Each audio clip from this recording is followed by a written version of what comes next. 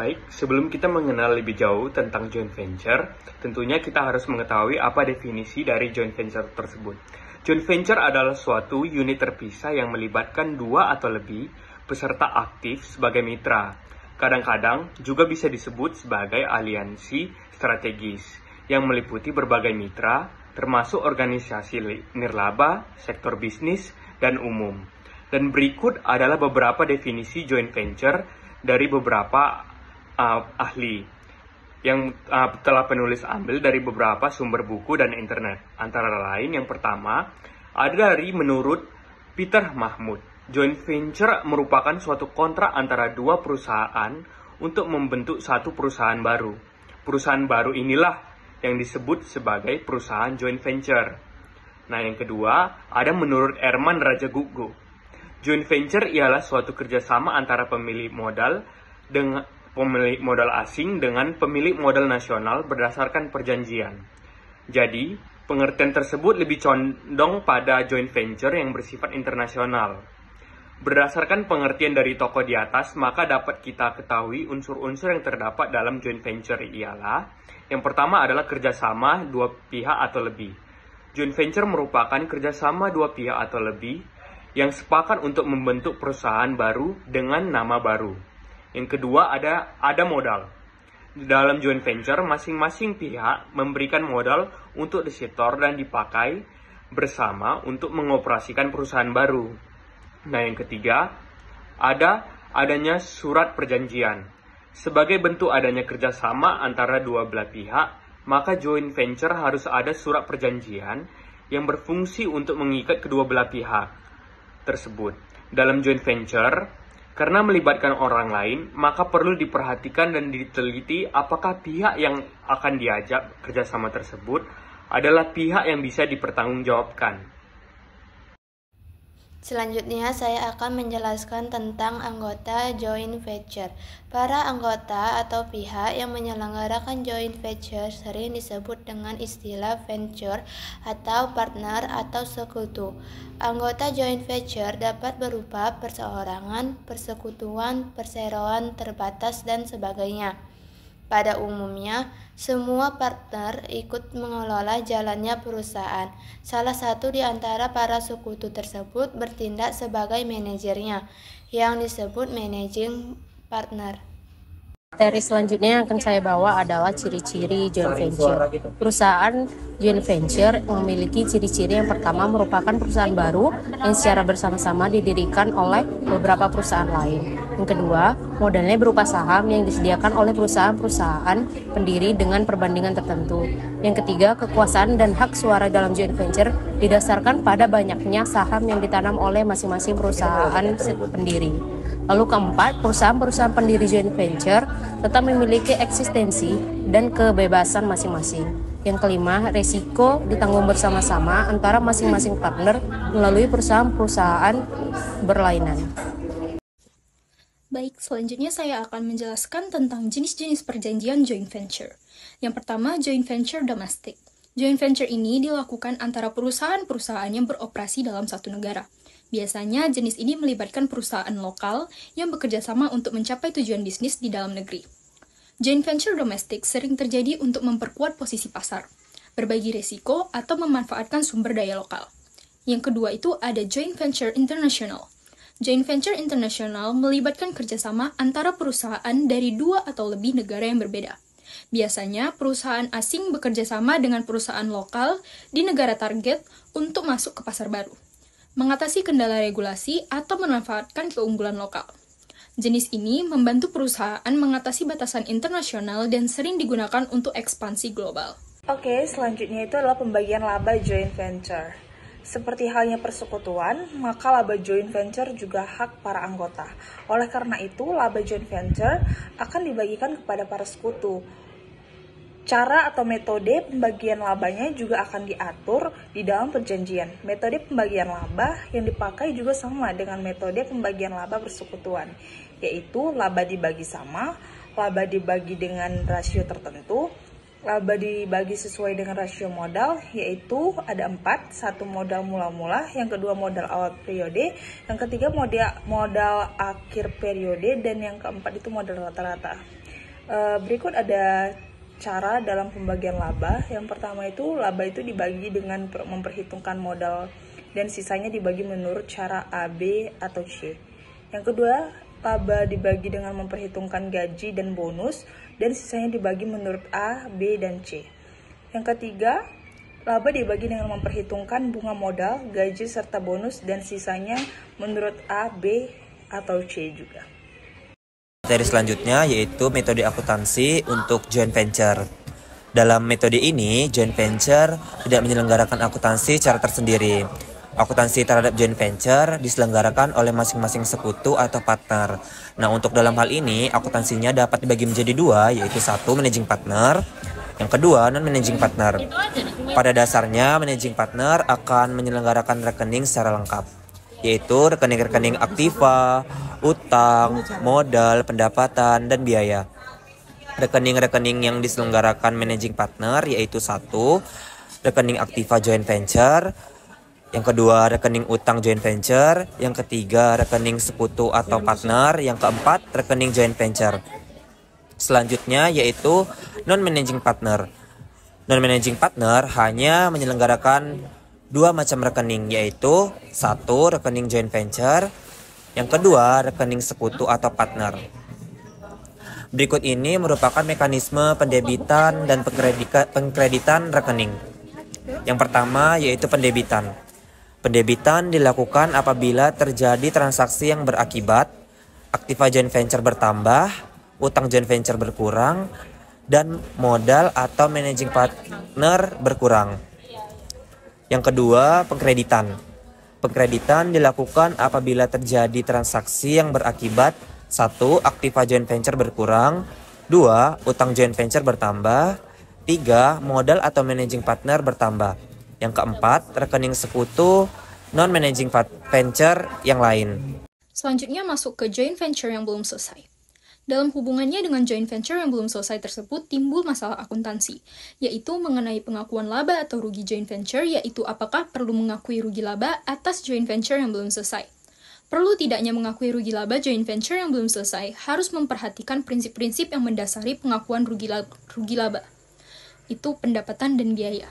Dalam hal anggota joint venture mengakui laba atas joint venture yang belum selesai ini menimbulkan dua masalah, yaitu penentuan besarnya laba atau rugi yang diakui dan pencatatannya akan tergantung pada metode akuntansi yang digunakan. Yang pertama itu ada metode akuntansi terpisah. Apabila joint venture menyelenggarakan akuntansi dengan metode ini, maka besarnya laba adalah selisih antara pendapatan dan biaya. Apabila diperlukan, maka untuk menghitung laba atau rugi tersebut diperlukan penyesuaian. Laba atau rugi tersebut akan dibagi sesuai dengan rasio atau metode pembagian laba yang disepakati. Dengan metode ini, maka masing-masing sekutu hanya akan mencatat bagian laba atau rugi yang menjadi haknya. Selanjutnya ada metode akuntansi tidak terpisah. Apabila joint venture menggunakan metode akuntansi tidak terpisah, maka besarnya laba atau rugi dapat diketahui dari saldo rekening joint venture, yaitu yang pertama itu laba apabila rekening joint venture bersaldo kredit dan rugi apabila rekening joint venture bersaldo debit. Seperti yang dijelaskan bahwa joint venture hanya bisa dihitung laba atau ruginya apabila telah berakhir usaha yang menjadi objeknya, maka dalam pembukuan ini mengalami hal-hal yang perlu dilakukan karena pembukuan secara tidak terpisah sedikit berbeda dari pembukuan secara terpisah. Yang membedakan adalah hak-hak para anggota di dalam joint venture dapat ditentukan pada setiap saat yang menyangkut aktivitas joint venture. Hak-hak para anggota adalah selisih antara jumlah komutatif semua rekening yang mempunyai saldo debit dengan jumlah kumulatif semua rekening yang mempunyai saldo kredit dari pembukuan yang diselenggarakan oleh anggota yang bersangkutan. Rekening-rekening dengan saldo debit menunjukkan aktiva joint venture termasuk biaya dibayar di muka, sedangkan rekening-rekening yang mempunyai saldo kredit adalah rekening yang menunjukkan kewajiban-kewajiban joint venture kepada pihak ketiga dan hak-hak anggota di dalam joint venture. Selanjutnya saya akan menjelaskan tentang peraturan terkait. Peraturan pemerintah Indonesia yang mengatur tentang joint venture diantaranya meliputi 1. Pasal 23 Undang-Undang Nomor 1 Tahun 1967 tentang penanaman modal asing. 2. PP nomor 20 tahun 1994 tentang pemilikan saham dalam perusahaan yang didirikan dalam rangka penanaman modal asing. Yang ketiga, PP nomor 17 tahun 1992 JO PP nomor 7 tahun 1993 tentang pemilik saham perusahaan penanaman modal asing. Yang keempat, SK Menteri Negara Penggerak Dana Investasi atau Ketua Badan Koordinasi Penanaman Modal nomor 15 SK 1994 tentang ketentuan pelaksanaan pemilikan saham dalam perusahaan yang didirikan dalam rangka penanaman modal asing. Materi selanjutnya saya akan menjelaskan mengenai jangka waktu. Dalam PP nomor 20 tahun 1994, terhitung sejak perusahaan berproduksi komersial, penanaman modal asing diberikan izin usaha untuk jangka waktu 30 tahun. Jangka waktu kontrak dituangkan dalam kontrak joint venture dan ditentukan oleh para pihak terkait. Selanjutnya kita masuk ke contoh soal ya. Untuk contoh soalnya, dalam akuntansi joint venture terdapat dua bentuk pencatatan akuntansi yang dikenal dengan joint venture dengan menggunakan buku-buku terpisah atau tidak menggunakan buku-buku tidak terpisah. Nah, untuk mempersingkat waktu, pemahaman langsung saya kasih contoh sebagai berikut. Tuan A, B, dan C bergabung menyelesaikan proyek pengembangan dan penjualan kepling tanah. Setelah ditingkatkan, A ditunjuk sebagai sekutu pimpinan dan untuk itu dia diberikan kompensasi sebesar 50 juta rupiah. Pada akhir proyek mereka membagi laba dengan perbandingan 100 banding 60 banding 40. Dan berikut ini transaksi yang terjadi. Pertama, A menyerahkan tanah kepada joint venture pada harga yang disepakati yaitu 1 miliar dengan harga pokok 750 juta. Nah, untuk jurnalnya, buku joint venture didebit tanah 1 miliar, modal A dikredit 1 miliar. Untuk jurnal buku A didebit investasi joint sebesar 1 miliar dan tanah dikredit sebesar 750 juta. Laba tanah dikredit 250 juta. Untuk contoh selanjutnya nomor 2, B membayar kontrak peningkatan tanah, saluran air dan perbaikan lainnya senilai 600 juta. Nah, untuk jurnalnya, pada buku joint venture tanah didebit 600 juta, modal B dikredit 600 juta. Masuk juga ke dalam buku B yaitu investasi joint sebesar 600 juta didebit dan dikredit, modal B 600 juta. Transaksi selanjutnya, C menyerahkan kas pada A untuk joint venture sebesar 400 juta. Untuk jurnalnya, kas didebit untuk buku joint venture itu kas didebit 400 juta, modal C dikredit 400 juta. Dan masuk juga ke dalam buku C, investasi joint didebit 400 juta dan untuk modal C dikredit 400 juta. Transaksi selanjutnya nomor 4, A membayar biaya iklan, komisi dan biaya penjualan lain sebesar 375 juta. Untuk jurnalnya, pada buku joint venture beban penjualan senilai 375 juta didebit dan kas dikredit senilai 375 juta. Untuk transaksi selanjutnya, kepling nomor 5, kepling dijual dengan harga 2 miliar 500 juta dengan menerima 500 juta tunai dan 2 miliar wesel tagih. Nah, untuk jurnalnya pada buku joint venture itu kas di debit 500 juta, wesel tagih 2 miliar di debit kas dan wesel tagihnya. Lalu di kredit ada tanah 1 miliar 600 juta. Selanjutnya di kredit juga ada laba tanah senilai 900 juta. Baik, untuk transaksi selanjutnya yaitu nomor 6, wesel tagih dijual dengan diskon 10% tanpa jaminan atau without research. Untuk jurnalnya yang pertama di debit kas senilai 1 miliar 800 juta. Kedua, diskon wesel senilai 200 juta. Di kredit wesel tagih 2 miliar. Transaksi selanjutnya nomor 7, penghasilan joint venture ditutup ke akun masing-masing sekutu, di mana penghasilan bersih senilai 325 juta, untuk kompensasi untuk A-nya 50 juta, untuk saldo dibagi di antara sekutu dikurangin dari 325 juta dikurang 50 juta yaitu 275 juta. Untuk saldo dibagi di antara sekutu itu ada Tuan A, Tuan B, dan Tuan C. Tuan A senilai 137.500.000, untuk Tuan B 82.500.000, untuk Tuan C 55 juta. Nah, untuk jurnalnya laba tanah itu senilai 900 juta. Untuk beban penjualan yang pertama itu ada laba tanah di debit 900 juta. Yang kedua di kredit ada beban penjualan senilai 375 juta.